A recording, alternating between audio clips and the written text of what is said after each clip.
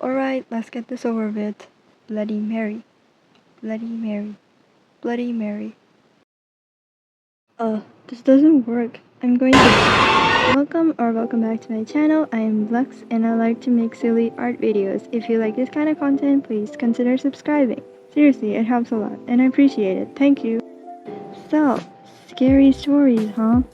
You know the feeling when you finish watching a horror movie and suddenly everything in your house is terrifying.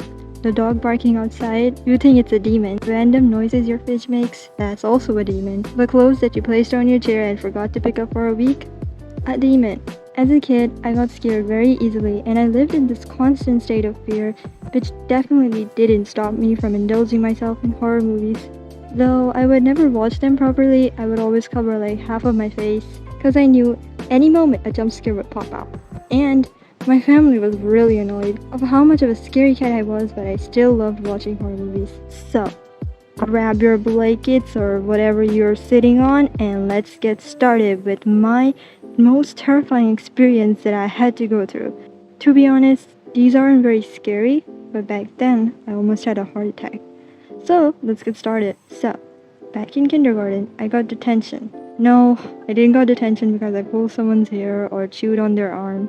I got detention for not completing my homework, which is a pretty dumb reason to give detention for.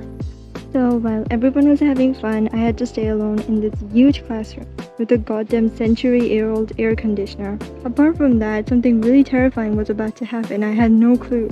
It was really quiet. Imagine hearing that noise in a peaceful classroom. I'm pretty sure if I could explode back then, I would, because I hate the sound that these things make. Anyways, back to my homework. I was pretty close to finishing it. I think that's when I heard someone calling my name, very faintly. I think you can guess what I did next. I went to investigate where the noise came from. Just kidding, I went straight for the door. Yeah, I got scolded for not completing my homework, but at least I'm safe. Later, I found out that hearing your name randomly like that is actually a thing that happens to other people as well. But if you hear your name being called out randomly in like a really quiet room, I suggest don't go and like investigate there, I guess, because there are some ghosts out there, I don't know, that can mimic the voice of your loved ones and make them sound like they're saying your name but they're not really saying it to lure you in, I guess. I'm not really sure, but I've seen it a lot in horror movies. And yeah, just don't go there. Don't be an American kid who likes to investigate stuff in the creepy basement. The second story is from school. Again. But it's from my last year of elementary. At that time, we were all obsessed with playing scary games. We played Bloody Mary, we played Ouija board, we played a lot of games. In one particular game, we used to play Charlie Charlie, and for those who don't know, you take a piece of paper, write yes twice and no twice, put two pencils on top of each other, and ask the question, Charlie Charlie, are you there? If the pencil moves to yes, that means Charlie is there. And if the pencil does not move at all, that means Charlie is not there. The problem with this game was that one of our classmates would always blow the pencil.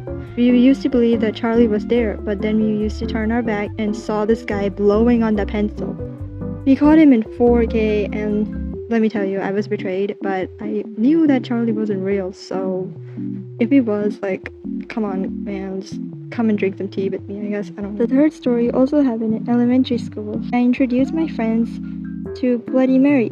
All of them were intrigued, but also scared, because who in their right mind would go inside a dark room and say its name 3 times? Not me, I guess. But childhood me had other plans. Just then, one of the guys that sat next to me because of the stupid strict seating chart, he challenged me to do Bloody Mary, and the one chickened out loses. And I was like, bad bro.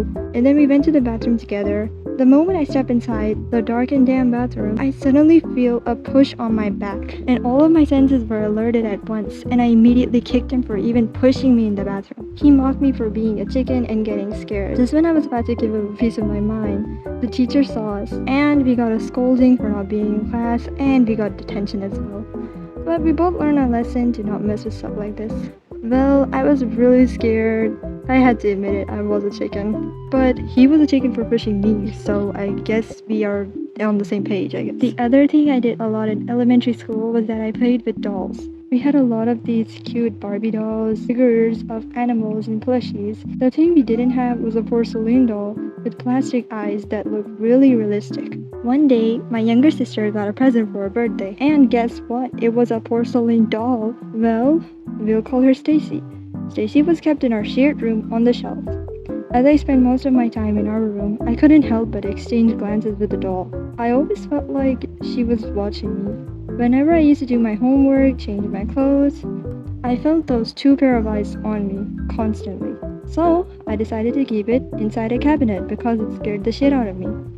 A few months later, my family decided to watch Annabelle for the first time and then began my phobia for porcelain dolls, or dolls in general. I was so scared to the point I refused to play with my dolls for over a month, and during the period, I had a dream. And in that dream, I saw Stacy having a tea party with me. Normal, right?